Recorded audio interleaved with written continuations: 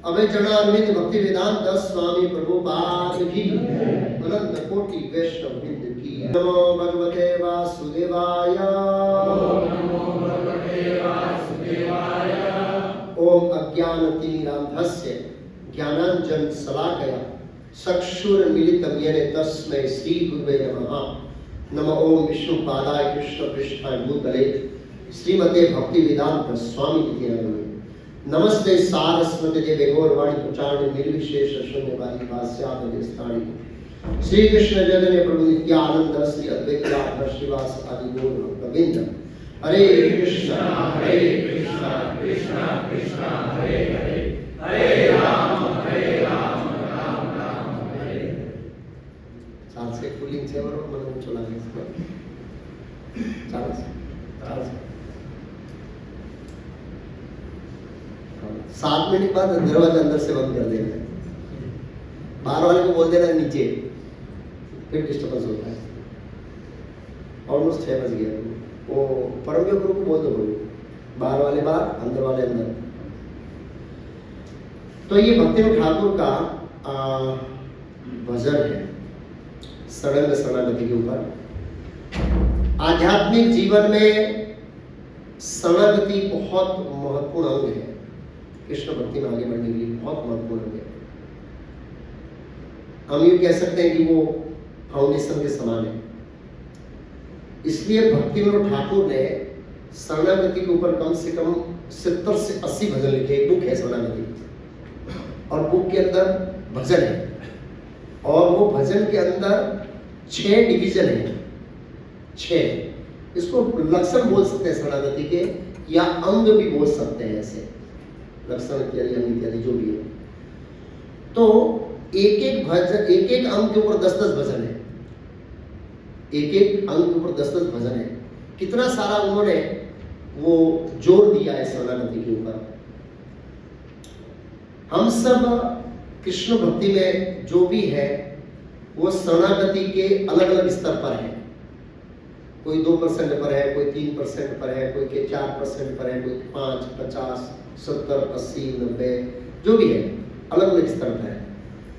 तो हमें शरणागति के पूर्ण स्तर पर जाना है।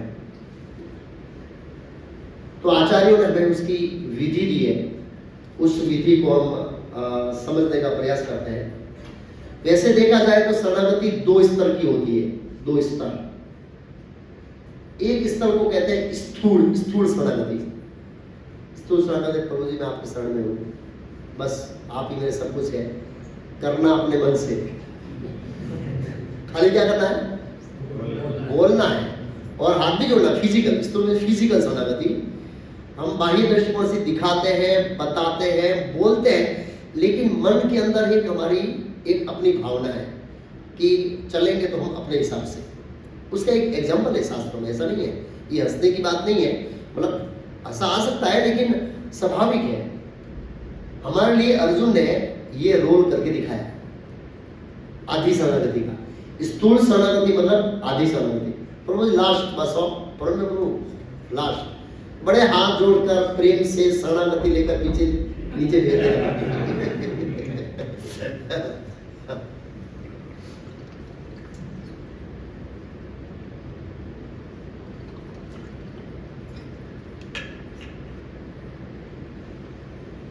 नीचे लेक्चर का हमारा कोई स्टैंडर्ड नहीं है, आप 7 बजे जाइए, 7:30 बजे जाइए, चले।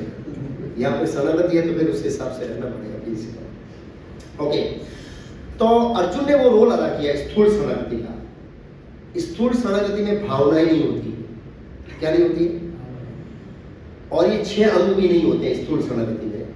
बिना 6 अंग के, तो बिना 6 अंग के मतलब बिना भावना के, जिसमें भावना नहीं है। तो वो था भगवत गीता का 2 अध्याय का 7वां श्लोक, आप पढ़ेंगे। उसमें लिखा है अर्जुन हाथ जोड़ता है, फिजिकली बोलता है, 2 चीज व्यक्त करता है। कार्पण्य दोषो पांचता सभा प्रछामी तमाम धर्म से मुचेता ईशा निषेधम उरी तन्मे शिष्य स्तेम शांति माम तमाम पर। मैं आपके शरण आया हूँ, मैं आपका शिष्य हूँ, मुझे उपदेश दीजिए।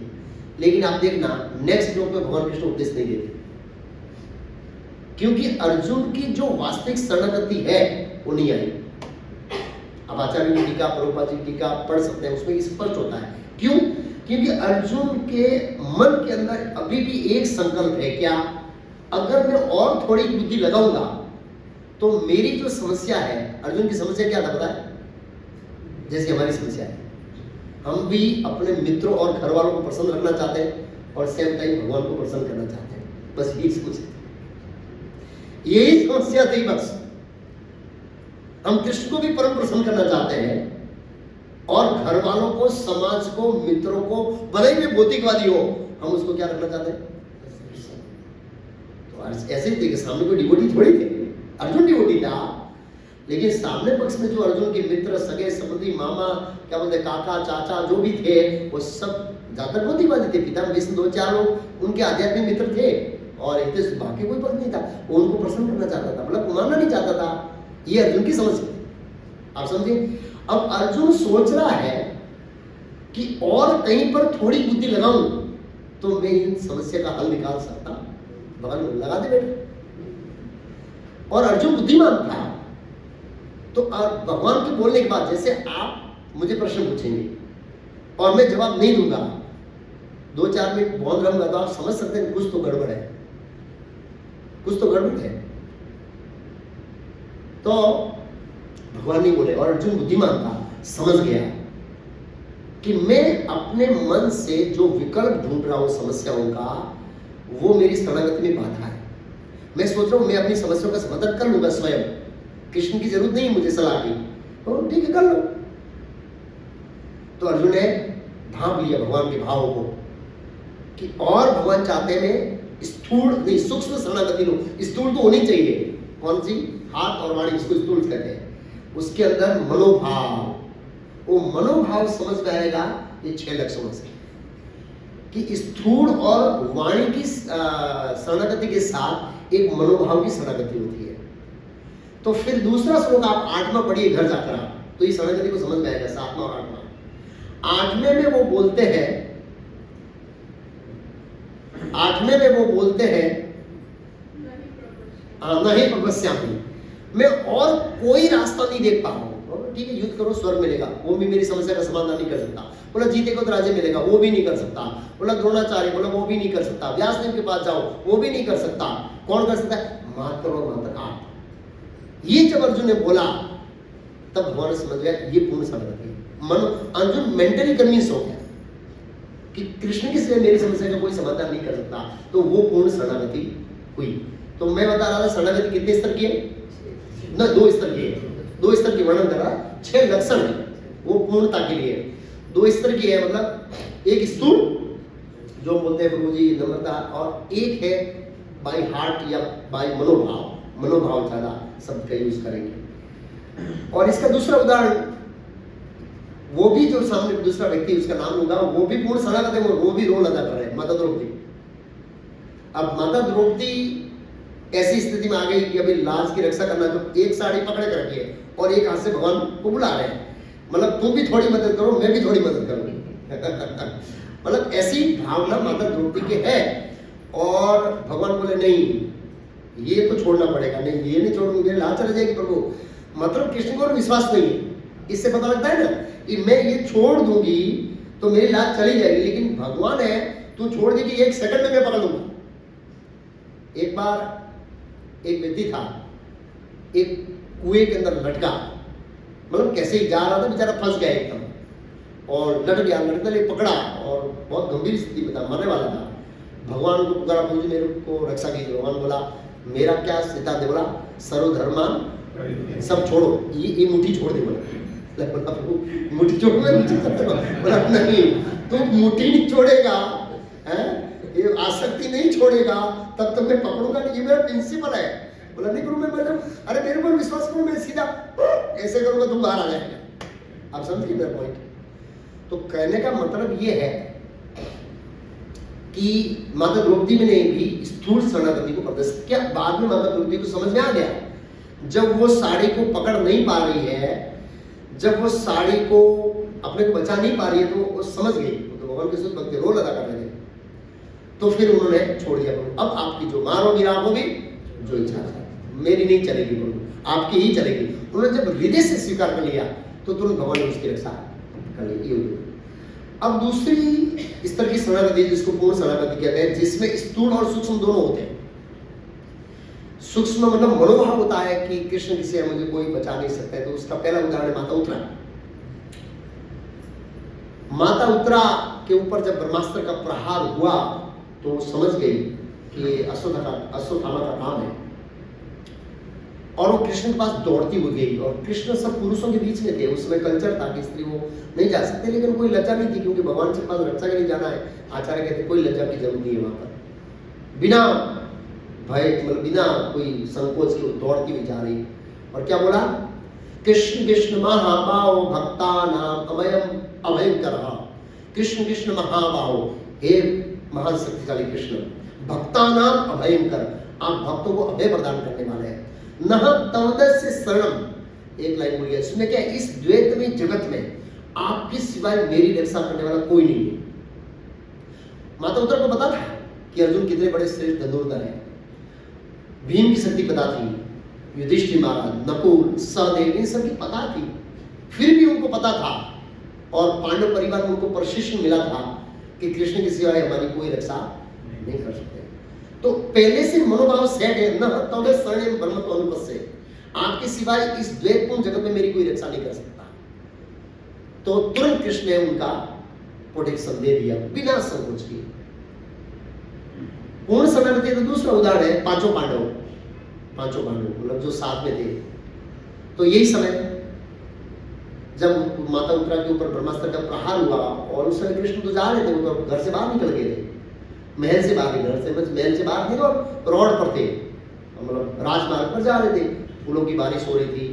पांडव विरह में थे, कृष्ण की विरह में।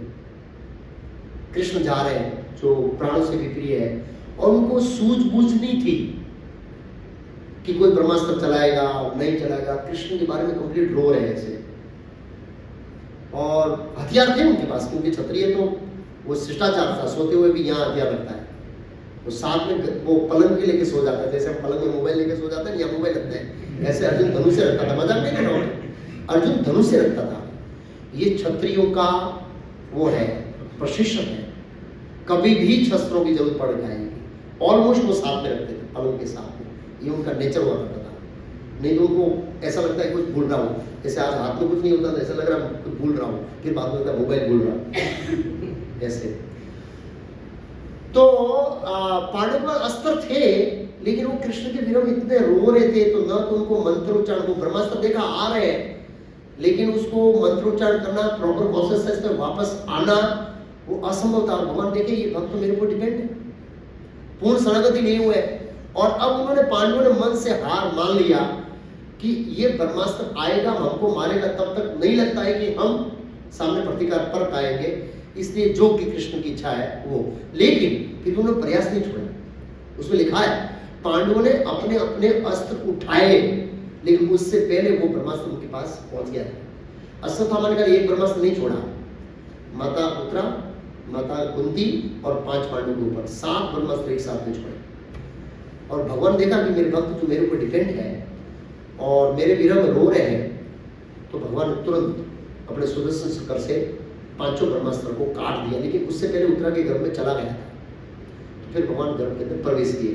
तो यहाँ पर जो पांडवों की शरणागति है वो पूर्ण शरणागति है। पहले से ही मनोभाव क्लियर है कि अब तो कृष्ण के हाथ में हमारा जीवन। फिर भी ऐसा नहीं है कि हथियार लेके बैठ गया चल मार, ऐसा भी नहीं है।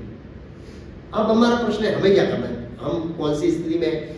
मान लो मेरे पीछे कुत्ता दौड़ रहा है, मैं मंगला आरती में आ रहा हूँ, बराबर, हाथ में माला है और कुत्ता दौड़ रहा है मेरे ऊपर, तो मुझे क्या करना चाहिए आप बताइए।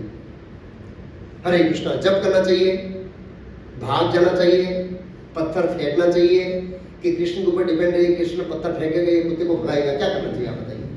नहीं, बहुत समझदारी का विषय है। जाप करते करते दौड़ना है और पत्थर भी मारना है, और साथ साथ में ये भी समझना है कि पत्थर तो मैं मारूंगा लेकिन बचाएगा कौन, कृष्ण बचाएगा। तो ये मनोभाव हमारा चाहिए, क्योंकि हम साधना भक्ति में है, तो ऐसा नहीं है कि बस मारो भी राखो भी जो इच्छा तुम्हारा, बस वो मनोभाव होना चाहिए। लेकिन मनोभाव के साथ क्या होना चाहिए, प्रयास।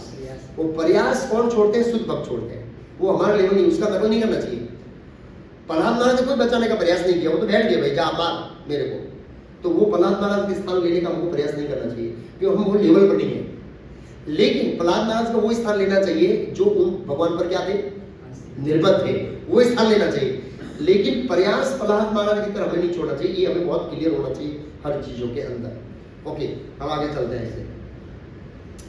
तो ये जो 6 अंग है, इन 6 अंगों को मनोभाव में लाने से, हमारे जीवन में अभ्यास में लाने से क्षणागति क्या होगी? पूर्ण होगी। और वो हमारा मनोभाव बनेगा, स्थूल और सूक्ष्म दोनों साथ में। ये एक पॉइंट है। अच्छा, श्रील प्रभुपाद जी ने कई बार लिखा है तात्पर्य में अपने, कृष्ण की शरणागति का मतलब है गुरु के प्रति शरणागति। परम पूज्य जसोमती नंदन प्रभु जब इस्कॉन में ज्वाइन किए, और वो एक बहुत विद्वान व्यक्ति, ब्राह्मण थे, मतलब गुजरात के जनरल सेक्रेटरी और प्रमुख हो, तो उन्होंने प्रभुपाद जी को देखा, प्रभुपाद जी का एक लेक्चर सुना, और उनको साक्षात्कार हो गया कि इस भारतवर्ष में प्रभुपाद जी के सिवाय कोई शुद्ध भक्त नहीं। एक ही प्रवचन उन्होंने अपना जीवन समर्पित करते हुए प्रभुपाद जी को बहुत अच्छा पत्र लिखा, फिलोसॉफिकल पत्र ऐसे, कि मैं कृष्ण को नहीं जानता हूँ कि कृष्ण कौन है, ना ही तो मेरी कोई योग्यता है कि मैं कृष्ण को जानूं, लेकिन मैं एक चीज है कि मैं कृष्ण की प्रतिनिधि को जानता हूं, और आप है वो, इसलिए आप ही मेरे सर्वोच्च है, आप ही मेरे जीवन है। ऐसा करके फिलोसॉफिकल शास्त्रों से कोट के साथ उन्होंने एक पत्र लिखा, और प्रभुपाद जी उस पत्र को ऐसे क्लिक किया, मतलब भगवत दर्शन में प्रिंट करा उसको, बहुत फिलोसॉफिकल एप्रिशिएट था। तो कहने का मतलब है कि उन्होंने प्रभुपाद जी का शरणागति लिया। ऐसे ही जो प्रभुपाद जैसे भगवान की प्रतिनिधि है, जो गुरुजन है, उनकी शरणागति भगवान की शरणागति से प्रभुपाद जी क्या करते थे। ओके, कई बार हम शरणागति का अर्थ ये भी समझते हैं कि जैसे ब्रह्मचारी फुल टाइम आ जाते हैं, सोचते मैं आ गया, मेरी शरणागति हो गई, और ये सब ग्रस्त है, ये शरणागति वाले नहीं है। इनकी शरणागति खाली रविवार को 5:30 से 6:30 होती है बस, बाकी ये सब भोगी है। ऐसी एक भावना है ब्रह्मचारी के अंदर। और कोई जो गृहस्थ फुल टाइम आ जाता है तो वो सोचता है मैं फुल टाइम हूँ तो मैं शरणागत हूँ, और जो फुल टाइम नहीं है वो शरणागत नहीं है। तो ये भी सही समझ नहीं है शरणागति, ये भी हमें ध्यान रखनी चाहिए। अब ये प्रश्न होता है कि शरणागति लेनी क्यों है, भगवान की शरणागति क्यों लेनी, क्या कारण है? तो शास्त्रों में अपना कारण बनाए, हम प्राइम कारण पर ही फोकस करेंगे। प्रधान कारण क्या है, सबसे प्रधान कारण क्या है, शरणागति क्यों लेना है? क्योंकि याद रखना चाहिए जीव का स्वभाव है। क्या है? स्वभाव ही नहीं बोलते हैं इसको, क्या कहते हैं, मतलब हमारी आइडेंटिटी है, हमारी पहचान है, हमारी कॉन्स्टिट्यूशन है, हमारी जो स्वाभाविक आध्यात्मिक पोजीशन है, ये है जीव का स्वभाव कि वो भगवान कृष्ण के आ रहता है हमेशा शरणागत। इसका एग्जाम्पल, एक बालक का स्वभाव है, क्या स्वभाव है? पिता के आश्रित, शरणागत, शरण आगत। तो शरण आगत का, शरणागति का शब्द बनता है शरण आगत, जो शरण में आ गया है, जो शरण में चला गया, दोनों अंग्रेजी से बोल सकते हैं। शरण आगत, आ गया या चला गया, भगवान की ओर से आ गया, जब भगवान होते हैं वही शरणागत मेरी शरण में आ गया, और हम होते हम भगवान की शरण में चले गए, आगत शरणागत ऐसे। तो जीव का ये स्वभाव है, शरणागति के बिना जीव नहीं रह सकता। अगर यही प्रिंसिपल हम भौतिक जगत में देखेंगे तो हम किसी आश्रित रहते हैं। आप देखा, ऐसा है नहीं कि हम पूर्ण स्वतंत्र है, किसी न किसी के आश्रित रहते हैं। जैसे बालक होता है तो बालक का स्वभाव है, और शरणागत में रहना किसी के माता पिता में, तभी वो सुखी रह सकता है। दूसरा एग्जाम्पल देखा जाए कि स्त्रियों का गुण है वो शरणागति का, शास्त्रों में बताया है। और जब स्त्रियां शरणागति लेती है तो गुण लेती है, भौतिक जगत में भी उनका ही स्वभाव है। प्रभुपाद जी ने वो स्वभाव लिखा, स्त्री साइकोलॉजी, प्रभुपाद लिखा है श्रीमद् भागवतम के तीसरे स्कंद के कर्ण मुनि और माता देवहूति का जो प्रसंग आता है उसके अंदर, तो प्रभुपाद जी लिखे हैं कि कंदक मुनि के दिव्य गुणों का वर्णन माता देवहूति ने सुना था, इसलिए माता देवहूति ने पहले से ही अपना मन उनको समर्पित करके रखा था। इसलिए कंदक मुनि बोलते हैं मनु महाराज को कि मैं अपनी पत्नी के रूप में ग्रहण करूंगा, क्योंकि उसने उन्होंने मुझे मन ऑलरेडी दे रखा है। तो प्रभुपाद जी वो वैदिक साइंस का एक बहुत महत्वपूर्ण पहलू देते हैं कि स्त्री एक बार किसी को जीवन समर्पित कर देती है, वो आजीवन समर्पित रहेगी क्योंकि उनका नेचर है। इसलिए वैदिक कॉन्सेप्ट में रीमैरिज नहीं है, क्योंकि दूसरी बार कोई भी स्त्री दूसरे पुरुष को जीवन समर्पित नहीं कर सकती। प्रभुपाद ने उसमें वो कॉन्सेप्ट साइकोलॉजी लिखी है, वो स्त्री मनोविज्ञान है प्रभुपाद ऐसे कहते हैं। तो भौतिक जगत में स्त्रियां स्वाभाविक रूप से पति के शरणागत रहती है और नौकर मालिक के शरणागत रहता है। इस तरह से कहीं ना कहीं हम शरणागति लेते हैं भौतिक जगत में, क्योंकि हमारा स्वभाव है। ऐसे ही आध्यात्मिक दृष्टिकोण से आत्मा का स्वभाव है कि हम कृष्ण के शरणागत रहे, एक ये कारण है, इसलिए हमें शरणागति लेना चाहिए। दूसरे जितने भी आश्रय हैं भौतिक जगत में, ये आश्रय बदलते जाएंगे। हर जन्म में कोई पति बदलेगा, हर जन्म में पिता बदलेगा, हर जन्म में मालिक बदलेगा, या एक जन्म में कई मालिक बदलते हैं। पहले ऐसा नहीं हुआ, पहले नौकरी करते थे आजीवन एक जगह करते थे। अब तो जहाँ पगार मिला तू जा, दूसरे दिन छुट्टी, तीसरे दिन छुट्टी, चौथे दिन छुट्टी, ऐसे कितनी बदलते रहते हम लोग। कोई क्या बोलते हैं, फेथ नहीं है दोनों ओर से, जो भी है। अच्छा, ये एक कारण है। दूसरा कारण, जैसे भी हम भगवान ने अभी हम भजन में गाया, सडंग शरणागति होइबे तहार जहारे प्रार्थना सुने नंद कुमार, श्री नंद कुमार। अगर हम भगवान को प्रार्थना करते हैं और हम चाहते हैं कि भगवान हमारी प्रार्थना सुने, तो 6 प्रकार की शरणागति चाहिए।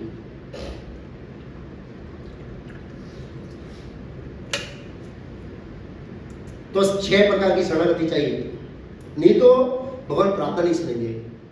तो अभी प्रश्न होता है, मान लो कोई व्यक्ति ऐसा है जिसके पास सडन शरणागति नहीं है, लेकिन भगवान ने वो प्रार्थना किया, उन्होंने प्रार्थना किया, भगवान ने सुन लिया। ऐसा भी कई बार देखा जाता है, कई प्रार्थना सुन लेते हैं भगवान इसलिए ऐसे।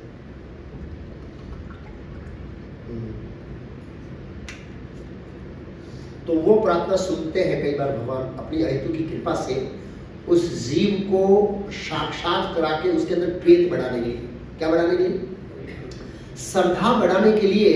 कई बार परमात्मा रूप में भगवान, कोई व्यक्ति कुछ सोच रहा है और कुछ बोलने जा रहा है, अरे हाँ मैं तो यही सोच रहा था, तो परमात्मा ने सेटिंग किया है अपनी अहेतु की कृपा से फेथ बढ़ाने के लिए कि मेरा अस्तित्व है, लेकिन शरणागति नहीं है, वो अपनी अहेतु की कृपा से। लेकिन वास्तव में हम भगवान को दिव्य स्तर पर सेवा करना चाहते हैं, उनकी शुद्ध भक्ति की प्रार्थना हमारी जो है, उनकी अंगत सेवा की प्रार्थनाएं है, ये सब प्रार्थनाएं तो कब सुनेंगे, तहार प्रार्थना सुने श्री नंद कुमार सडंग शरणागति हुई बेतहार। वो प्रार्थना तब सुनेंगे जब 6 प्रकार की शरणागति होगी, उनकी व्यक्तिगत सेवा, उनका प्रेम, उनकी शरणागति, भौतिक जगत से पूर्ण मुक्ति या भौतिक अनर्थों से मुक्ति, ये सब प्रार्थना तब सुनेंगे। उससे पहले की जो प्रार्थना है परमात्मा आदान प्रदान के रूप में, वो सुनते हैं फेथ बढ़ाने के लिए होती है। वो याद रखिए, वो हमारे फेथ बढ़ाने के लिए होती है। उससे हम देखते हैं कि अनर्थ नहीं निकलता है, लेकिन उस सडन शरणागति के बाद जो प्रार्थना होती है उसमें अनर्थ निकलना, भगवान का प्रेम प्राप्त करना, ज़्यादा शरणागति प्राप्त करना और भगवान की दिव्य शुद्ध स्तर पर भक्ति करना और भगवान की अंगत सेवा के लिए लालयित होना इत्यादि गुण प्रकट होना, ये ध्यान रखना चाहिए। ये 2 कारण बताए शरणागति क्यों लेना है। तीसरा कारण है, भगवान ने भगवद गीता बताया कि शरणागति क्यों लेनी चाहिए। देवी ऐसी गुणमयी मम माया दुर्त्या मामे के प्रबंधित माया मितम तंते। प्रकृति के 3 गुण वाली इस मेरी देवी शक्ति को पार कर पाना अत्यंत कठिन है, दुर्त्या लिखा है, किंतु जो मेरे शरण हो जाते हैं वे सरलता से पार कर जाते हैं। तो हम भौतिक जगत में भी ये सिलसिला देखते हैं, ये स्वभाव होता है कि कोई भी किसी ने शरण दिया है तो हम उसकी मदद करते हैं, हेल्प करते हैं, हमारे कोई फीलिंग आती है कि इसको अपलिफ्ट करें या किसी भी कराए। अगर उसकी शरणागति नहीं है तो फिर हम स्वाभाविक रूप से उसको मदद नहीं करेंगे। इस सेम प्रिंसिपल कृष्ण ने अपना मूड बना के रखा है। आप जितनी मात्रा में शरणागति लेंगे उतनी ही मात्रा में कृष्ण आपका हाथ उठाएंगे। दोनों का, आप 10% शरणागति है, वहां 10% चलेगा। तो देवी ऐसी गुणमयी मम माया दुर्त्या मामे प्रबंधिते माया मितांतंते। प्रकृति के 3 गुण वाली इस मेरी देवी शक्ति को पार करना अत्यंत कठिन लिखा है, यहाँ पर दुर्त्या लिखा है, क्योंकि बहुत ये प्रकृति के 3 गुण है, सत्वगुण, रजोगुण, तमोगुण, और हम सब एहसास करते हैं। इतने सालों से चैंटिंग करने के बाद भी, इतने सालों का हमारा अच्छी सेवा साधना करने के बाद भी प्रकृति के 3 गुण छोड़ते नहीं हम जाने अनजाने में कहीं ना कहीं हम लोग क्या हो जाते हैं, ऐसे फिसल जाते हैं कई बार। क्यों? क्योंकि बहुत प्रबल बताया है। देवी ऐसी गुण में मम माया, भगवान के बाद दुर्त्या लिखा है, दुर्त्या। दुर्त्या इसको मतलब पार करना बहुत कठिन है एक्चुअली ऐसे। लेकिन भगवान कहते किंतु मामे के प्रबद्यन्ते माया मितांतरे, किंतु जो मेरे शरणागत हो जाते हैं वे इसे सरलता से पार कर जाते हैं। क्या कर जाते हैं? सरलता से पार कर जाते हैं। तो अगर हम कृष्ण की शरणागति लेंगे जितनी मात्रा में, इतनी मात्रा में भगवान बोलेंगे प्रकृति के 3 गुणों को तुम हट जाओ। हम 10% तो 10% बोलेंगे, 20% 20% बोलेंगे, 100% तो 100% बोलेंगे। तो एक ये कारण है, अगर भगवान की ये माया शक्ति जो इल्यूजरी एनर्जी है, बहिरंग शक्ति है, जो हमको भ्रम में रखती है कि हम शरीर है, ये भौतिक जगत शाश्वत जैसा है, सब ठीक ही चल रहा है, भक्ति तो चलती रहेगी, साथ में दूसरा सब चलते रहेगा ऐसे, तो ये भ्रम उत्पन्न करने वाली शक्ति है वो बहुत प्रबल है। वो हमको छोड़ेगी नहीं इतना जल्दी। लेकिन जब हम कृष्ण की शरणागति लेंगे तो ये छोड़ सकती है। तो एक तीसरा कारण हुआ। चौथा कारण है ये सर्वधर्मान् परित्यज्य माम् एकम शरणं व्रज अहम त्वां सर्वे पापेभ्यो मोक्षामि मा शुचा। समस्त प्रकार के धर्मों का परित्याग करो और मेरी शरण मैं समस्त पापों से तुम्हारा उद्धार करूंगा। तो हमारे करोड़ों करोड़ों जन्म के पाप है इस बुद्धि जगत में, और पापी व्यक्ति भक्ति में प्रवेश नहीं कर सकता। ये हमें याद रखिए। वो श्लोक है ना, ये सांतोंतगताम पापम जनानाम पुण्यकर्मणाम द्वे दंडमोह निर्मुक्ता भजन्ते माम दृढ़व्रताः। भजन्ते माम दृढ़व्रता, दृढ़ से भजन करता है। ये सांतोंतगतम में चले गए पापा, और जिसके पाप चले गए और पुण्य अर्जित किए, पुण्य में भक्ति के पुण्य जो भी छोटे मोटे, वो पुण्य के कौन से पुण्य की बात हो रही है यहाँ पर? अज्ञाता सुकृति की पुण्य। हम अज्ञाता सुकृति में ना भाई, इसको ने कबूल ले लिया, किसी ने कोई साधु की सेवा कर दिया, कोई दान रुपया दे दिया, भले कोई भी साधु हो, मतलब कोई भी साधु मतलब वो सब एक ऐसा भी साधु हो, लेकिन इसको उनका प्रमाणिक साधु है तो उसको ज्यादा बेनिफिट मिलेगा इसलिए से। तो इस प्रकार का पुण्य अर्जित किया है। द्वंद्व दे मोह निमुक्ता भजन्ते माम दृढ़व्रता, तो भजन करता है। तो जब तक हमारे पाप जाएंगे नहीं, पापों से उद्धार नहीं करेंगे भगवान, तब तक हमको भक्ति में अपलिफ्ट होना भी कठिन है। ये भी हमें ध्यान रखना चाहिए। और पापों से भगवान उद्धार करेंगे, जितनी मात्रा में हम शरणागति लेंगे उतना बाद में भगवान वो हमारे जो क्या बोले गोडाउन भरे हुए पाप के एक एक रूम खाली करेंगे। D1, D2, D3, D4, D5 ऐसे एक एक गोडाउन खोलेंगे, ये गोडाउन है, और खाली करेंगे। नहीं रियली जितनी शरणागति है। तो अब हमें ये समझना है कि ऐसे ही ये शरणागति है उसको कैसे समझना है। एक स्थूल में शरणागति में स्टोर में आ गया, ये करता हूँ वो करता हूँ, तो ठीक है, वो भी सही है, कोई गलत नहीं है। लेकिन एक परफेक्ट शरणागति है उसको भी समझना जरूरी है। इसलिए ये चैतन्य महाप्रभु ने शरणागति को समझने के लिए 6 अंग दिए हैं। कितने अंग दिए हैं? 6 अंग दिए चैतन्य महाप्रभु दिए। मतलब चैतन्य महाप्रभु ने उसको समझाया कि शरणागति का मतलब क्या है। तो क्या कहते हैं? अनुकूलस्य संकल्पः प्रतिकूलस्य वर्जनम रक्षति इति विश्वासः गोपत्रे वर्णम आत्मनिक्षेप कार्पण्य षड्विधा शरणागति। ये चैतन्य महाप्रभु ने दिया है। अब बहुत महत्वपूर्ण सिद्धांत है इसमें। तो शरणागति के 6 प्रकार है। पहला 6 प्रकार बोलो, 6 अंग बोलो, 6 लक्षण बोलो। आप समझ गए मेरा? उसको एक ही भाषा में कह सकते हैं, लेकिन ये 6 का अभ्यास होता है हमारे जीवन में, तब शरणागति पूर्ण होती है। तो पहला है भक्ति के लिए अनुकूल वस्तुओं को स्वीकार, प्रतिकूल वस्तुओं को त्यागना। यह विश्वास की कृष्ण रक्षा करेंगे, भगवान को अपना संरक्षक या पोषक मानना, पूर्ण आत्मसमर्पण और विनम्रता। ये 6 अंग है, इससे शरणागति पूर्ण होती है। तो हम एक एक अंगों को लेंगे और एक एक अंग के अंदर क्वेश्चन आंसर करेंगे, क्योंकि हो सकता है कि दूसरे अंग में जाने से पहले के क्वेश्चन आंसर और पहले के पॉइंट निकल जाए। हमको इसको अलग अलग एंगल से समझेंगे। ये जो श्लोक लिया है, इस श्लोक के ऊपर 2 श्लोक आते हैं। अनुकूल प्रतिकूल के ऊपर 2 श्लोक हैं इसमें उपदेशामृत में। उन 2 श्लोकों के ऊपर भक्तियों ठाकुर ने पुस्तक लिखी जिसका नाम है भजन रहस्य, जो अभी अभी गुरु महाराज ने पब्लिश की है और राम गिरधर ने ट्रांसलेशन किया है। वो उसके ऊपर सेमिनार में डिटेल बाद में लूंगा। भक्त्या लोग के भजन रहस्य, हाँ भक्त्या लोग। तो उसके वो 2 श्लोकों के ऊपर उपदेशामृत के डेप्थ में मैं बात जाऊंगा। वो बहुत ज्यादा डेप्थ है, उस अभी करूंगा तो ये 6 अंग में हम डाइवर्जन हो जाएंगे। वो 2 श्लोक अनुकूल प्रतिकूल में फिर के अंदर बहुत डेप्थ में जाएंगे कभी डिटेल के अंदर। अभी मैं खाली 6 अंगों के ऊपर बेसिक फॉलो का करूंगा इसलिए। ओके, पहला है अनुकूल संकल्प, भक्ति सेवा के लिए अनुकूल चीजों को स्वीकार करना। अब ये ध्यान रखना, जो अनुकूल प्रतिकूल है वो प्रिंसिपल बहुत जटिल है। अनुकूल और प्रतिकूल वाला जो प्रिंसिपल है, क्या अनुकूल है क्या प्रतिकूल है, वो बहुत जटिल है। क्यों जटिल है अनुकूल प्रतिकूल? क्योंकि ये किस पर लागू पड़ता है? अलग अलग वर्ण पर। ब्राह्मण क्षत्रिय वैश्य शूद्र के लिए अनुकूल प्रतिकूल अलग है, अलग अलग परिस्थितियों में। इसलिए वर्ण, आश्रम, ब्रह्मचारी, गृहस्थ, वानप्रस्थ, सन्यास के लिए अनुकूल प्रतिकूल अलग है। भक्तों के लिए, योगियों के लिए, ज्ञान योगियों के लिए, कर्म योगियों के लिए प्रतिकूल अनुकूल अलग है। और इवन भक्तों के लिए भी प्रतिकूल अनुकूल अलग होगा। मैं एक एग्जाम्पल दूंगा इसमें। और हर अनुकूल प्रतिकूल परिस्थितियों के अनुसार बदल जाते हैं। एक एग्जाम्पल, भीम का अनुकूल है 100 चपाटी खाना, अर्जुन का अनुकूल है 10 चपाटी खाना। आप समझ रहे? एक व्यक्ति का अनुकूल है 100 चपाटी खाना और एक का अनुकूल है 10 चपाटी खाना। अब भीम सोचेगा कि ये मेरे लिए अनुकूल नहीं है 100 चपाटी, मुझे अर्जुन जैसा शुद्ध भक्त बनना है, क्योंकि अर्जुन को ही गीता बोली थी कृष्ण ने, तो आज से 10 चपाटी कर दूंगा।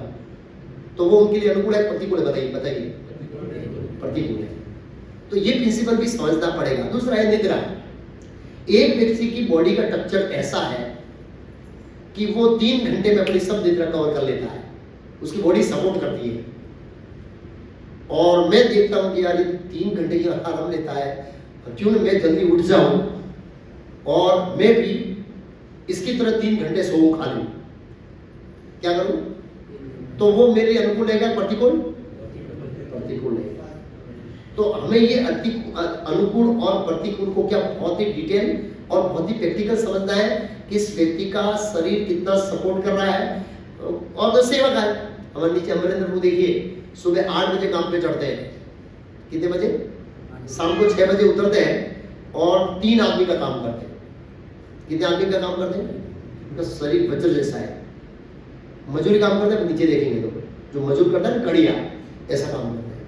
अब मैं उसकी नकल करूंगा तो हॉस्पिटल चला जाऊंगा। आप समझे ना?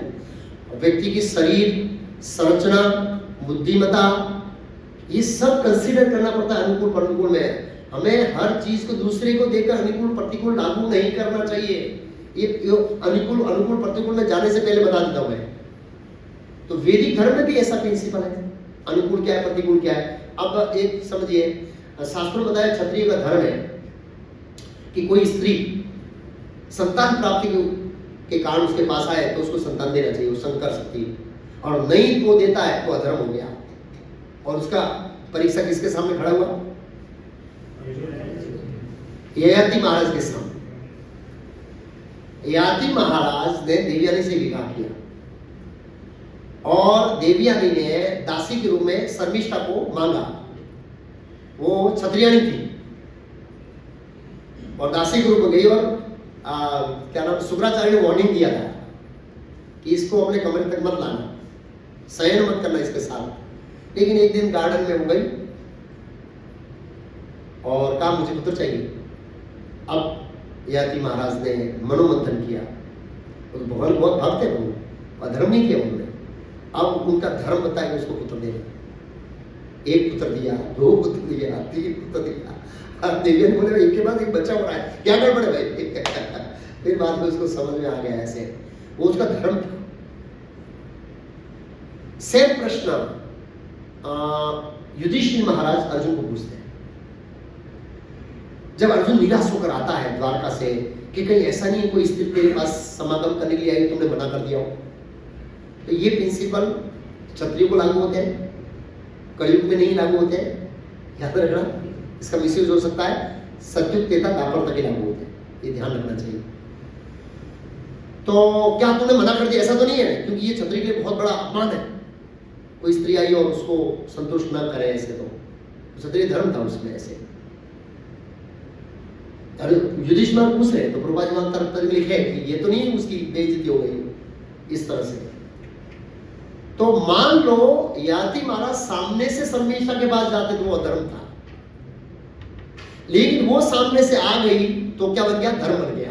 इसलिए मैं बोला अनुकूल प्रतिकूल किसके ऊपर भी निर्भर करते हैं, परिस्थितियों पर।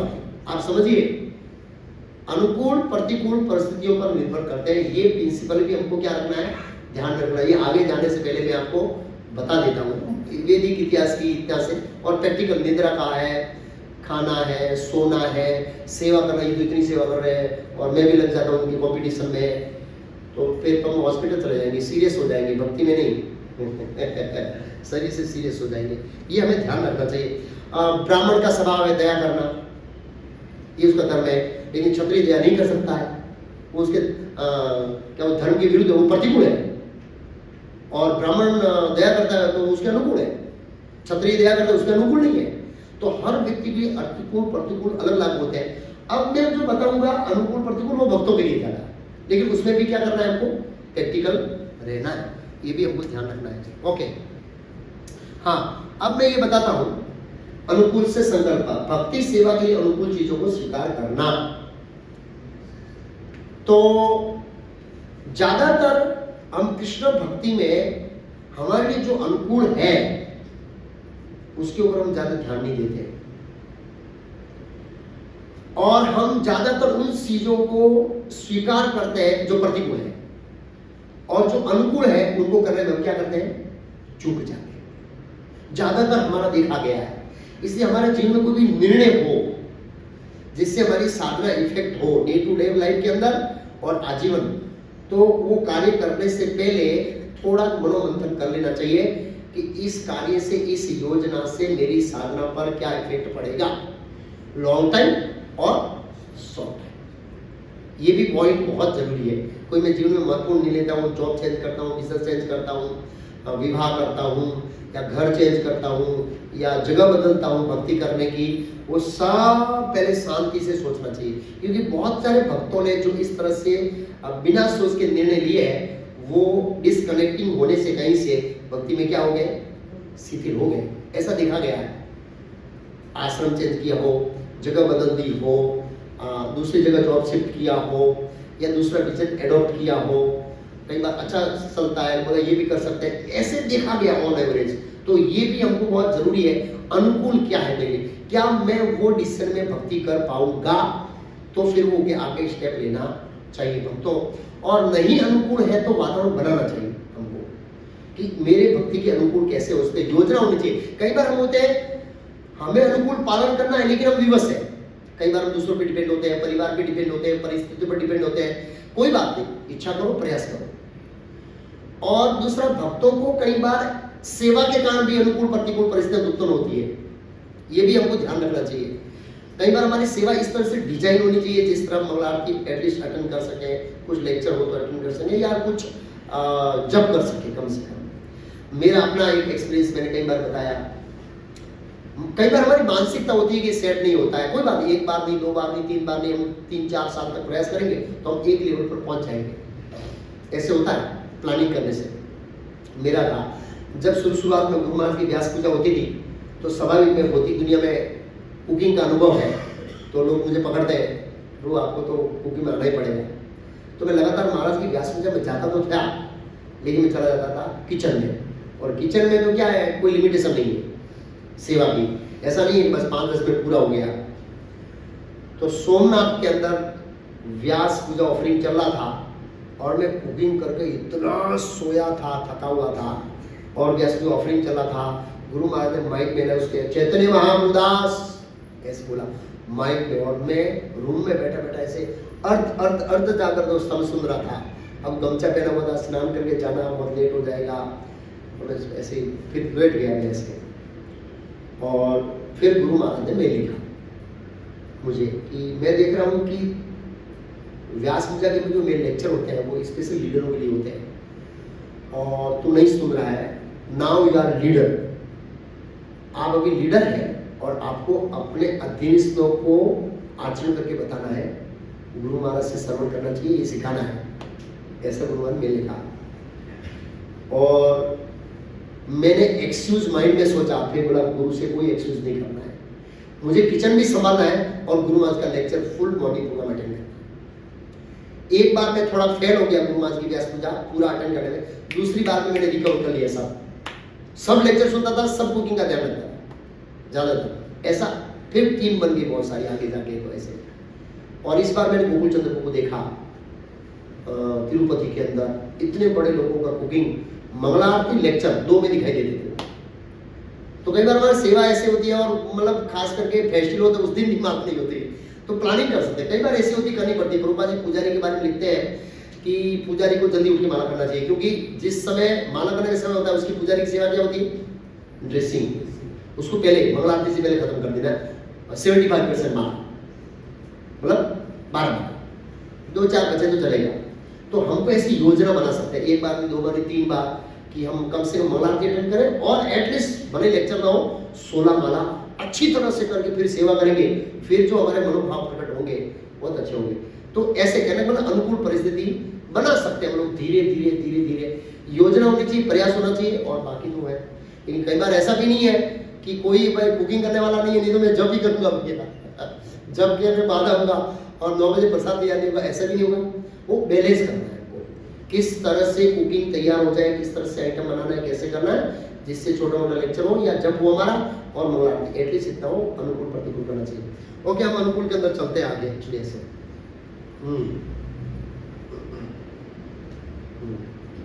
ओके, तो हम अनुकूल प्रतिकूल डिटेल में समझना पड़ेगा। अनुकूल ये संकल्प, भक्ति सेवा के लिए अनुकूल है उन चीजों को क्या करना? स्वीकार करना। भक्त भगवान की सेवा के लिए जो भी अनुकूल है, जो भी बताया है, उससे स्वीकार करता है। भक्ति की सेवा के लिए अनुकूल चीजों को स्वीकार करना, तो ये श्लोक है कौन सा? उत्साह, निश्चय, धैर्य, तत्त कर्म प्रवृत्ता, संग त्याग, सतो वृद्धि, षड्वी भक्ति प्रसिद्धि। शुद्ध भक्ति को संपन्न करने में 6 सिद्धांत अनुकूल होते हैं, ये अनुकूल है। और भी अनुकूल है, लेकिन ये 6 भी क्या है? अनुकूल है। उत्साही बने रहना, निश्चय के साथ प्रयास करना, धैर्यवान होना, अनुष्ठान के अनुसार कर्म करना, यथा श्रवण कीर्तन, विष्णु स्मरण कीर्तन, कृष्ण का स्मरण, और अभक्तों की संगति को छोड़ देना, तथा पूर्ववर्ती आचार्यों के चरण की ओर चलना। ये 6 सिद्धांत निसदे शुद्ध भक्ति की पूर्ण सफलता के लिए क्या है? आश्वस्त करते हैं। पूर्ण सफलता मतलब पूर्ण शुद्ध भक्ति प्रदान करेगा। तो इसमें 6 चीज बताइए करने के लिए। उत्साही बने रहना, हमेशा उत्साही रहना, बिना उत्साह, मैं उसके ऊपर बताऊंगा डिटेल में, इन श्लोक और दूसरे प्रतिकूल के श्लोक दोनों के ऊपर डिटेल में जाएंगे। लेकिन निश्चय के साथ प्रयास करना, प्रयास भी डिटरमिनेशन के साथ होना चाहिए। श्रवण कीर्तन में विष्णु स्मरण होना चाहिए, और अभक्तों की संगति छोड़ देना चाहिए, और पूर्ववर्ती आचार्यों के चिन्हों पर चलना चाहिए। ओके, आगे बताया। Thinking favourable of Krishna consciousness, क्या फेवरेबल है प्रैक्टिकली अभी हमारे लिए? वो तो है ही है, उसके डिटेल में जाएंगे ही जाएंगे हम लोग। लेकिन उसके अंतर्गत नीचे ही आते हैं प्रसाद। कृष्ण को भोग लगाया हुआ प्रसाद खाना बहुत महत्वपूर्ण है। प्रसाद की डेफिनेशन क्या है? गुरु महाराज ने कहा इस्कॉन के गोविंदा में भी नहीं जाना है प्रसाद लेने के लिए, वो प्रसाद नहीं है। तो हमें ये जानना चाहिए। देखो, एक वस्तु है, कोई व्यक्ति कंडीशनिंग है, घर में सब अभक्त है, एक ही भक्त है, तो फिर उसको बहुत गिल्टी फील नहीं करना चाहिए। उसको भगवान को क्या करना चाहिए? प्रार्थना करना चाहिए, कृष्ण मुझे ये परिस्थिति है ऐसे। लेकिन जिसको अनुकूल है, जो कर सकता है, देखो भगवान सभी जीवों की कंडीशनिंग समझते हैं। सभी जीवों को क्या समझते हैं? कंडीशनिंग और मनोभाव। अगर आपके पास अनुकूल होता तो क्या आप मुझे ऑफर करके खाते? भगवान ये आपको मांगते हैं देने। अगर हाँ, तो फिर वो जो भी परिस्थिति में अभी भगवान उसका क्या करते हैं? स्वीकार करते हैं। तो भगवान को ऑफर किया प्रसाद खाना चाहिए। प्रसाद का मतलब भक्तों द्वारा बनाया हुआ, भक्तों द्वारा ऑफर किया हुआ, भक्तों द्वारा परोसा गया। और भक्त मीन्स एटलीस्ट 16 माला होनी चाहिए, कम से कम 16 माला। और बेसिक रूल्स एंड रेगुलेशन जो भी हमारे स्कूल की स्टैंडर्ड फिलोसॉफिकल कॉन्सेप्ट जिसका क्लियर हो, उसका ऑफर किया हुआ कृष्ण स्वीकार करते हैं। एटलीस्ट फिलोसॉफिकल बेसिक इतना होना चाहिए, कृष्ण भगवान है, देवता उनके अंश है, ये तो क्लियर होना चाहिए। भक्ति सिद्धांत महाराज का एक जीवन में आख्यान है, एक वैष्णव राजा के वहां वो लेक्चर देने के लिए गए थे, और उनको अपने महल, बहुत बड़ा महल था, वो राजा थे नवद्वीप के, और महल में ठहराया। महल में और मंदिर हुआ करता था वैदिक काल में, और वहाँ ब्राह्मण रखते थे, थोड़ा थोड़ा उसको दक्षिणा देते थे ब्राह्मण को ऐसे। तो भक्ति सिद्धांत महाराज है वो ब्राह्मण को पूछा कि कृष्ण कौन है, तो भगवान देवता कौन है, भगवान जैसे ही है, कोई अंतर नहीं है, बताइए एक अच्छे है। ऐसे और सिद्धांत क्लियर नहीं था। एक ये कारण था प्रसाद नहीं लेने, उन्होंने प्रसाद नहीं लिया। दूसरा कारण था कि उन्होंने पहले ही उनको बांध दिया, भक्ति सिद्धांत महाराज को, राजा ने कहा महाराज कापा कापी नहीं करना है। क्या नहीं करना है कि उनको पता है कि महाराज तो शुद्ध भक्ति, जैसे भक्ति दास महाराज, लोग उनको ही बांध देते, महाराज साईं बाबा का भक्त बैठा है, थोड़ा ध्यान रखिए।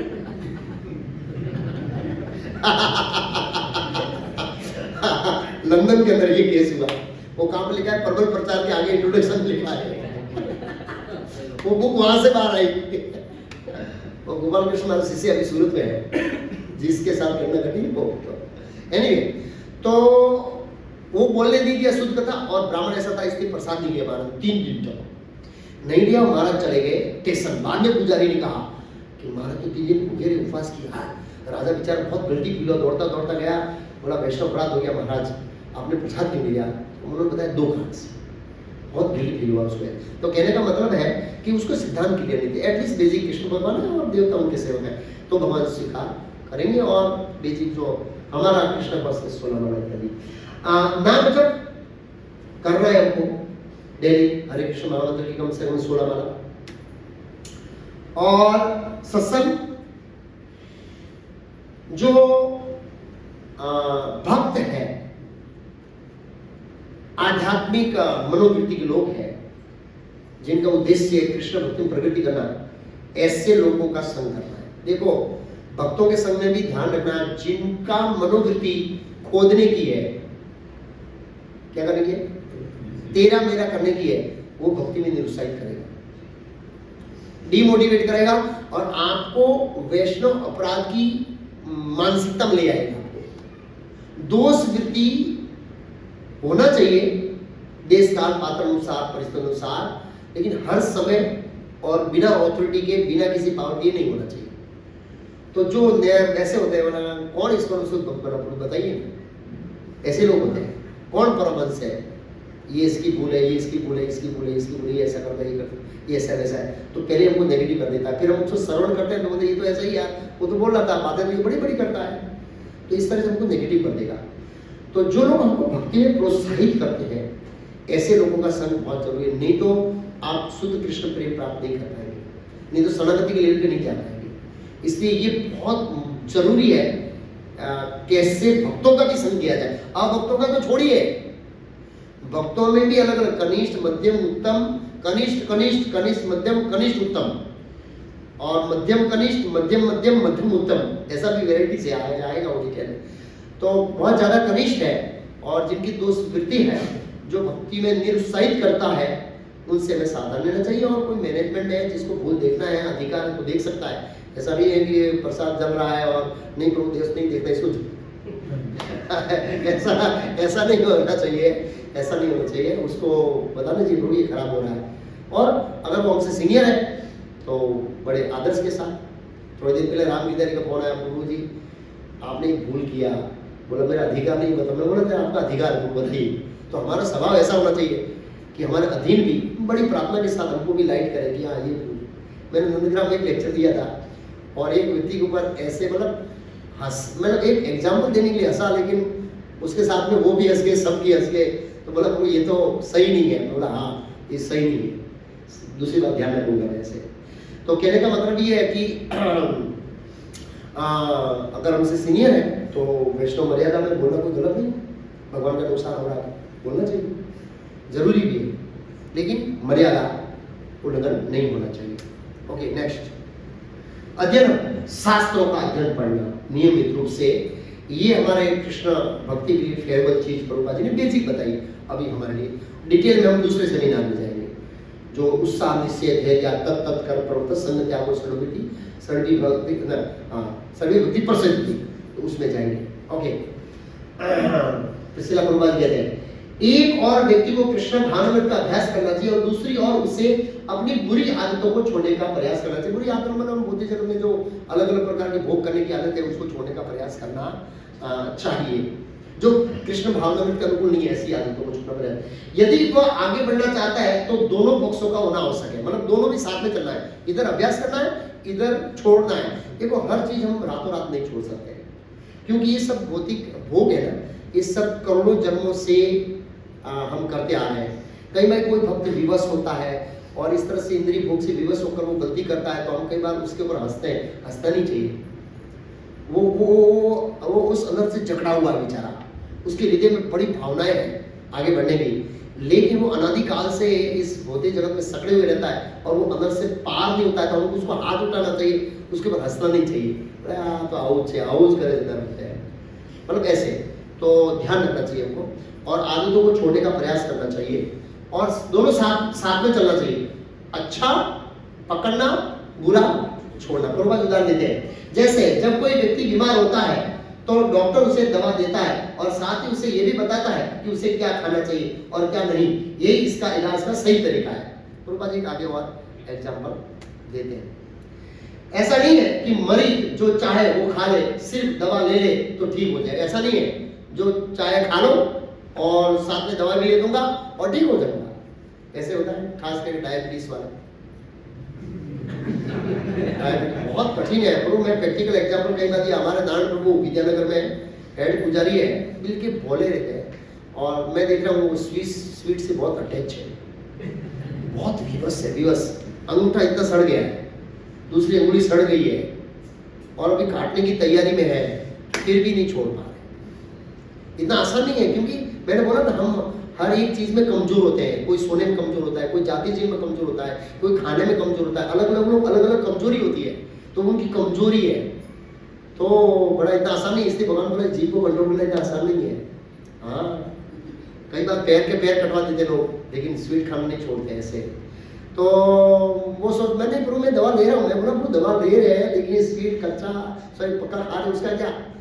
तो वो क्या करते हैं, वो मशीन मापने की रखते हैं। 5-6 दिन कच्चा खाते, फट दिन डाउन आ जाता है। अब दबाओ, स्वीट दबा दे फिर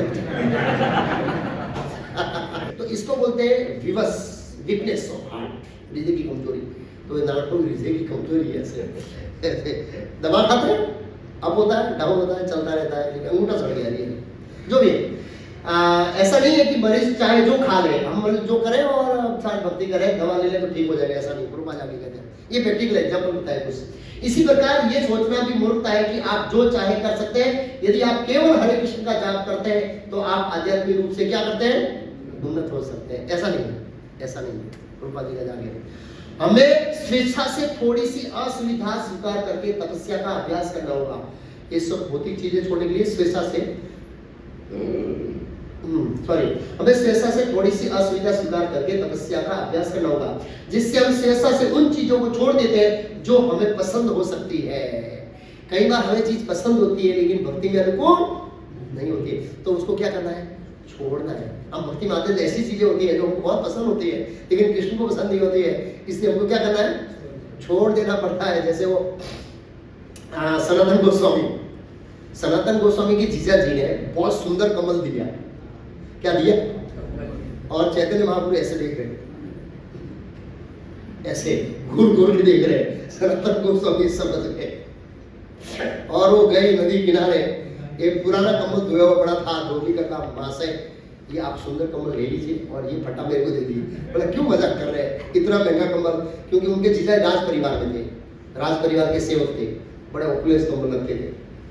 और जब वो कमल पैर के आए, चैतन्य महाप्रभु ने स्मेल किया। मतलब हम है मतलब त्यागी और कम्बल तो ऑपुलेंस के। प्रभुपाद जी ने हमको ग्रस्तों को दिया है, ठीक है अच्छी तरह से रहिए, कोई प्रॉब्लम नहीं है। कृष्ण प्रोसेस ऐसे प्रभुपाद बोले हम त्यागी योगी नहीं बन चाहते, हम भक्त बनना चाहते हैं। क्या बनना चाहते हैं? भक्त। स्वेच्छा से उन चीजों को छोड़ देते हैं जो हमें पसंद हो सकती है और उन चीजों को स्वीकार करते हैं जो हमें पसंद नहीं भी हो सकती है। अर्जुन कैसा था? अर्जुन को युद्ध पसंद नहीं था, कृष्ण को पसंद था। गीता सुनने के बाद अर्जुन ने स्वीकार कर लिया। तो कई बार ऐसा होता है। ओके, यहाँ पहला टॉपिक पूरा होता है। तो पहले टॉपिक के बारे में हम लोग क्वेश्चन आंसर करेंगे। कुछ अनुकूल के बारे में क्वेश्चन आंसर कर सकते हैं, तो क्या पूरा फंडामेंटल क्लियर हो जाएगा अनुकूल बारे में। हालांकि अनुकूल प्रतिकूल बारे में और सेमिनार लूंगा मैं, लेकिन क्वेश्चन आंसर किसी का है तो ले सकते हैं। बराबर, तो आगे चले। हाँ बोलो, एक जैसे वो उत्साह जरूरी है, उत्साह, हाँ, हाँ, वो दोनों आश्रम में जैसे ब्रह्मचारी और दोनों के लिए लागू होता है।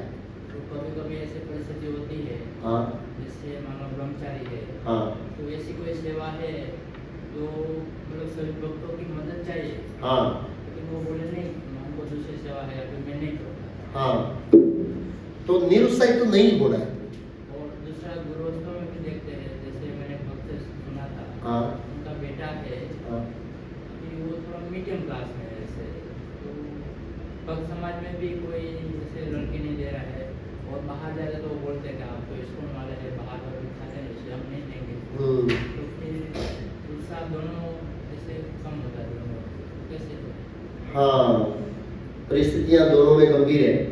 देखो, जहाँ तक हम जो लेवल के भक्त बैठे हैं उन लेवल का जो पहला एक क्वेश्चन पहला का ले लेंगे कि ब्रह्मचारी है, उनको सेवा दिया है लेकिन उनको कोई हेल्प करने चाहिए, कोई हेल्प नहीं दे रहा है, तो अथॉरिटी से बात करना चाहिए। एक अथॉरिटी, दो अथॉरिटी, तीन अथॉरिटी, ऐसे 3-4 अथॉरिटी है एटलीस्ट हमारे ग्रुप में तो है, गुरु महाराज तक की 4-5 अथॉरिटी है बीच में, तो वहाँ तक डिस्कस करना चाहिए, अलग अलग एंगल से समझाना चाहिए, वो हो गया।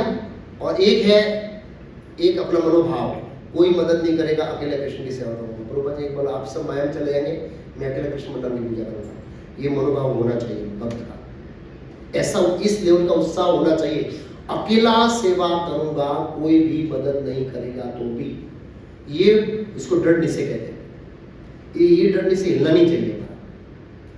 कोई मदद करे नहीं करे, वो सपोर्ट करे तो अच्छा है, हमें एक्सपेक्टेशन नहीं रहना चाहिए।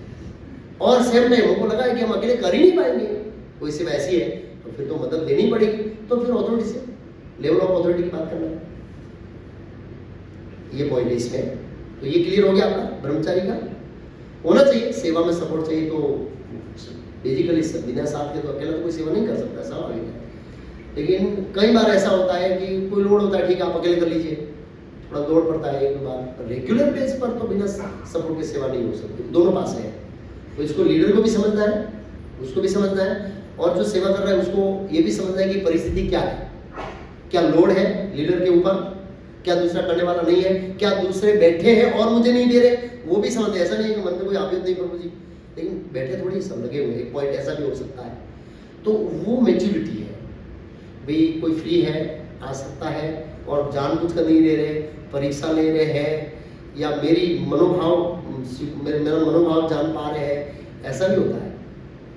तो वो भी है, मतलब एक होता है कई बार ऐसे समय से ग्रुप का ये ट्रेड है कि पहले उसको बोलते हैं 1-2 बार ब्रह्मचारी बन जाओ, फिर बोलते हैं गृहस्थ बन जाओ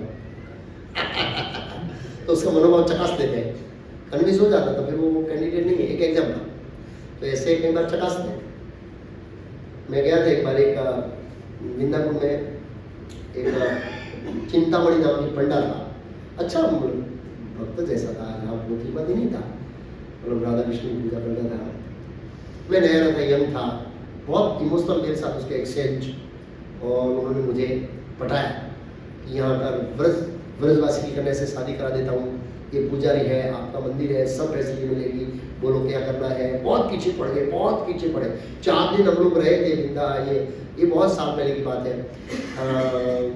गोवर्धन में वो हमारे साथ में था, नंदग्राम, बरसाना और राधा कुंड श्यामपुर में साथ में थे। 4 दिन तक हमारे साथ बस में रहे ऐसे विद्यानगर पे आते थे रिश्तेदार। तो मैं तो अटक रहा, लास्ट दिन बोला मैं देख रहा था आप कितने डिटरमाइन कुछ देखने वाला नहीं था मैं भी हिल गया है, ये तो भगवान ने परिचय लिया, अच्छा 500 हो गया ये तो मेरा ये इज्जत का दर्जा कर देता बोला ऐसा भाग्यशाली काम मिलेगा, वो ब्रजवासी की कन्या से शादी हो इस तरह से, ऐसे पीछे पड़ गया, रियली पीछे पड़ गया। ऐसे बहुत साल पहले बस लेके जाते थे, 2004-5 की बात है एक्चुअली ऐसे।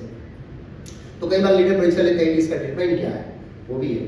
तो एंगल बहुत समझना पड़ेगा उसमें, निरुत्साहित नहीं होना है, बुद्धि से सोचना। तो एक एंगल क्लियर हो गया हमारा।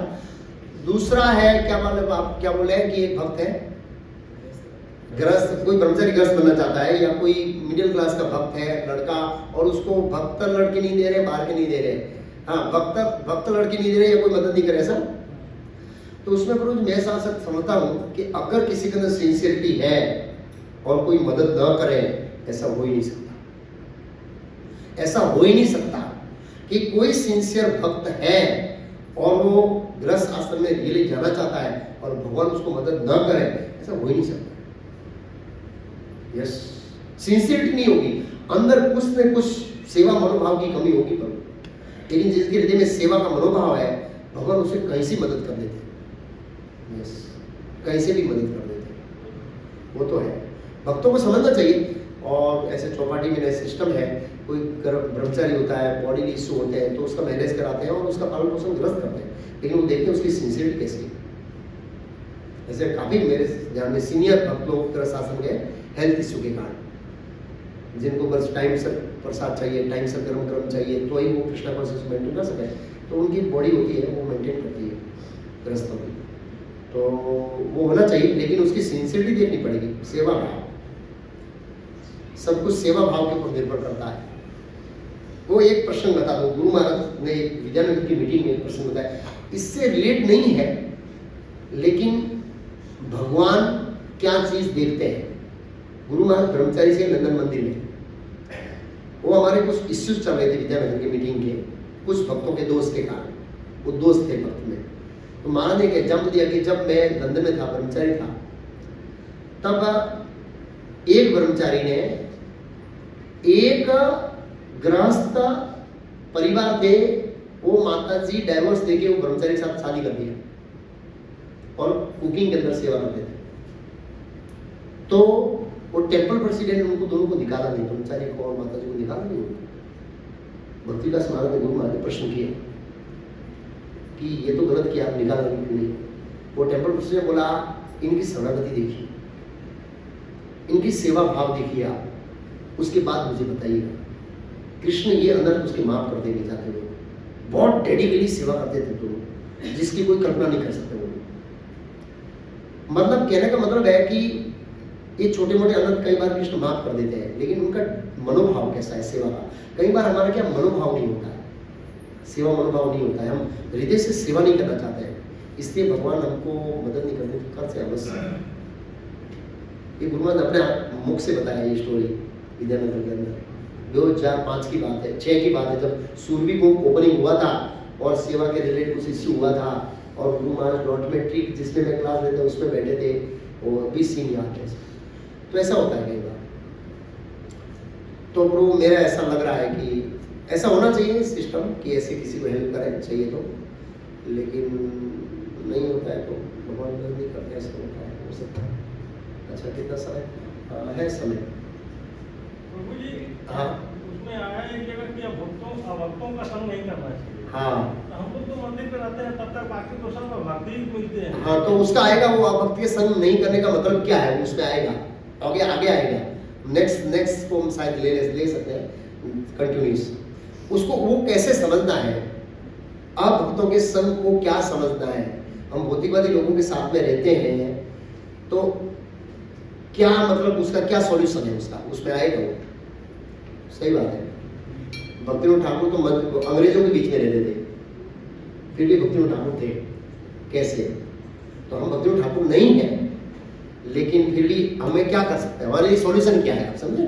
तो उसका उत्तर मैं अगले मुझे दूंगा, मेरे माइंड में है वो आएगा। हाँ, अनुकूल परिस्थिति को स्वीकारने के लिए आपने बोला कि उत्साह निश्चय रखना। हाँ, लेकिन कई बार ऐसा होता है कि जैसे वो उत्साह डाउन हो जाता है। हाँ, कंटिन्यूस को टिके रहने के लिए क्या करें? भक्तों का संग ही उत्साह मिला सकते हैं। तो इस तरह से श्रवण करते हैं भक्तों के संग है। अनुकूल परिस्थिति में जो आपने चीज बताई, जैसे प्रसाद है हाँ, और नाम जप है और सत्संग है और ध्यान, हाँ, उसी में आता है। हाँ, बस उसी में ही उत्साह आ जाता है, उसी से ही उत्साह आएगा। रीडिंग करेंगे, चैंटिंग करेंगे, हियरिंग करेंगे, भक्तों के संग नाचेंगे, गाएंगे, वापस उत्साह आ जाएगा। और कई बार ऐसा होता है प्रकृति के 3 गुणों से बाई नेचर हमारा ऐसे ही बिना कारण के मूड ऑफ हो जाता है, बिना कारण के, बस कोई रुचि नहीं है, तो हमेशा वो कुछ समय के लिए रहेगा और वो रजोगुण बढ़ गया या तमोगुण बढ़ गया, इसलिए वो 3, 4, 5, 6 घंटे के बाद वो चला जाएगा ऑटोमेटिकली, फिर सतोगुण आ जाएगा, फिर वापस आ जाएगा, ऐसे नहीं कर जाता। मेरे ऐसा होता है 2-3 घंटे में रिकवर कर लेते हैं। कई बार समस्या ऐसी होती है, ऐसा हो जाता है, कोई ऑब्स्टिकल आया है तो ऐसे हो जाता है। हाँ, तो मेरा प्रश्न भी सेम था हाँ। कि अभक्तों का संग कभी करना नहीं चाहिए। हाँ। और हम तो 24 घंटे भक्तों के संग में रहते हैं। हाँ। मनसीनली ओनली 1 आवर ही भक्तों के संग हाँ। रहते हैं। तो उसको कैसे हम कंट्रोल कर सकते हैं? तो वो मैं उसे बताऊंगा। इसकी प्रैक्टिकल देखो, एक तो हमारा आइडियल स्तर है भक्ति ठाकुर का जो बताया हुआ, एक अभी प्रैक्टिकल स्तर क्या है कि इन अभक्तों के संग में रहते हुए भी अभक्त का कैसे संग न करें।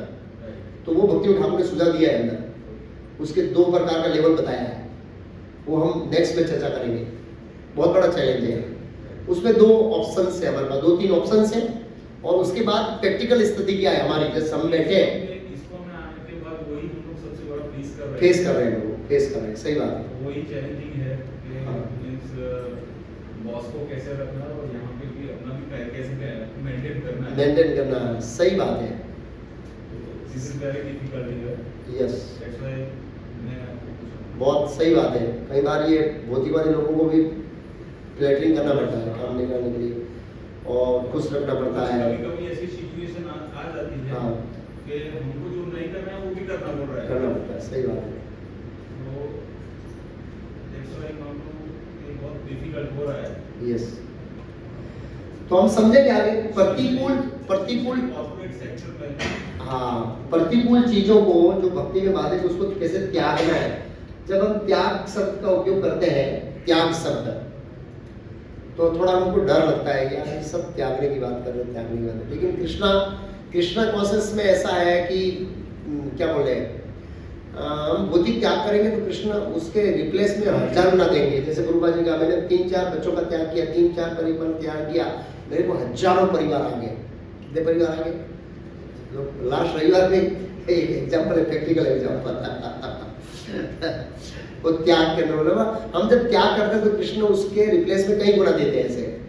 ऐसे ही कोई भक्त बता रहे थे, चर्चा हो रही लीडरों के साथ, ऐसे कि वो हैसी गुरु की मम्मी है, तो अभी तो 2 माता जी उनको ऐसे सासू की तरह आदर देते हैं। ऐसे मेरे को आदर नहीं देते, वो उनकी सासू ही है वो 2 उनकी बहू ही है, और तीसरी बहू हम ला रहे हैं।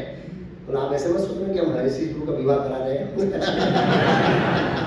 लेकिन तीसरी बहू आएगी थोड़ी दिन में तो वो बिना बच्चे शादी के बहू आ गई, कोई खर्चा नहीं है, कुछ भी नहीं है तो कृष्ण ने दे दिया है।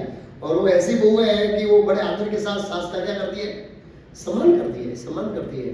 भौतिक दुनिया में तो वो बहुत कटुता होती है, आध्यात्मिक अभी तक सुना नहीं है कि मैंने, मतलब कई बार होता है तो मेरे तक आ जाता है, लेकिन अभी तक आया नहीं है सासू बहू का झगड़े का कोई केस एक एग्जाम्पल है प्रभुपाद जी का, मतलब 1000 बच्चे दिए प्रभुपाद जी ने ऐसे, और निष्ठावान ऐसे। तो हम जब भौतिक जगत के त्याग की बात करते हैं तो उस त्याग में तो भगवान रिप्लेस में हमको इतना देते हैं कि हम कमी महसूस नहीं कर सकते, कमी मतलब महसूस नहीं कर सकते, नहीं करते ऐसे, कहने का मतलब ऐसे। तो त्याग के ऊपर समझेंगे हम थोड़ा अलग अलग डिटेल में, प्रतिकूल चीजों को कैसे त्यागना है। हो सकता है हमको अभी लगे कि इसको कैसे त्यागेंगे, लेकिन समय के अंदर त्याग सकते हैं, और कृष्ण इसके रिप्लेसमेंट में हमको कुछ देंगे और ऊंचा देंगे, जिससे वी आर सेटिस्फाइड, संतुष्ट होंगे इससे, इस तरह से।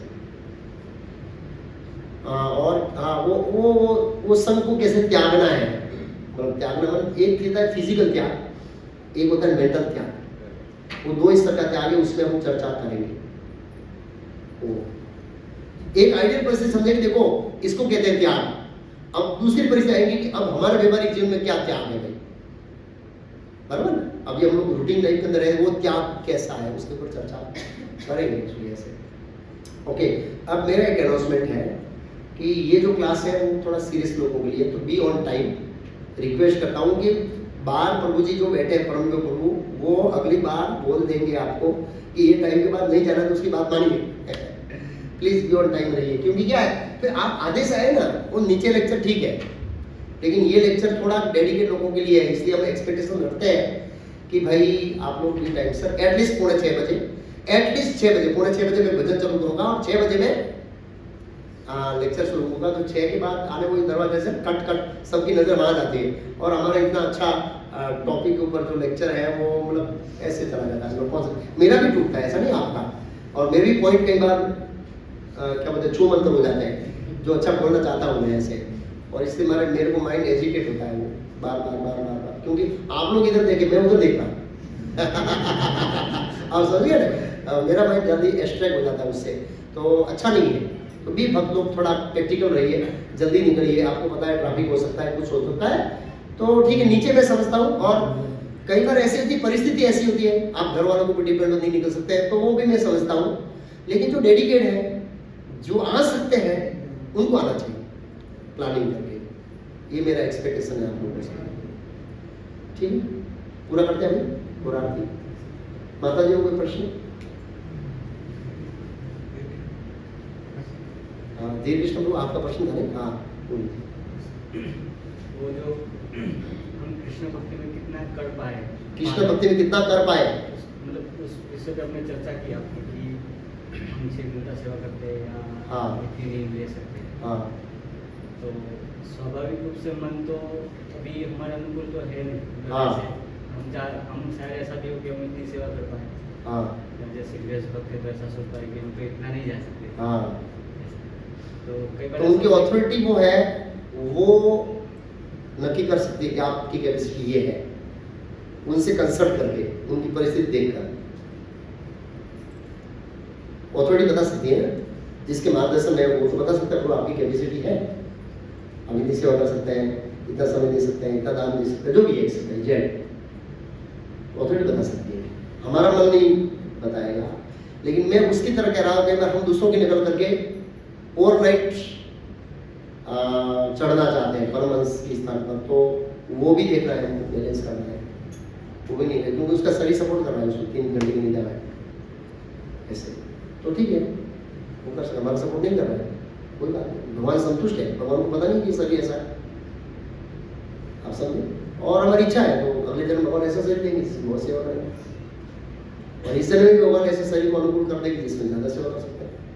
चेतन को एक मिनट, और आपको पूरा हो गया? हाँ, मतलब आपके कहने का मतलब ये था कि कई बार हमारा मन ही बोल सकता नहीं मैं इतना तो नहीं कर सकता है, ऐसे ये आपका कहना है? क्या कहना था आपका? हाँ, कि मन हमको कम सेवा पे कह सकते, देखो मेरे पास कैपेसिटी नहीं है यार, मैं 2 घंटा बहुत हो गया मेरे लिए, इस तरह से एक्सक्यूज करके मन हमको डाउन कर सकता है, ये कहना है? तो वो अथॉरिटी बोल सकता है इसके बाद कि आपकी इतनी कैपेसिटी है।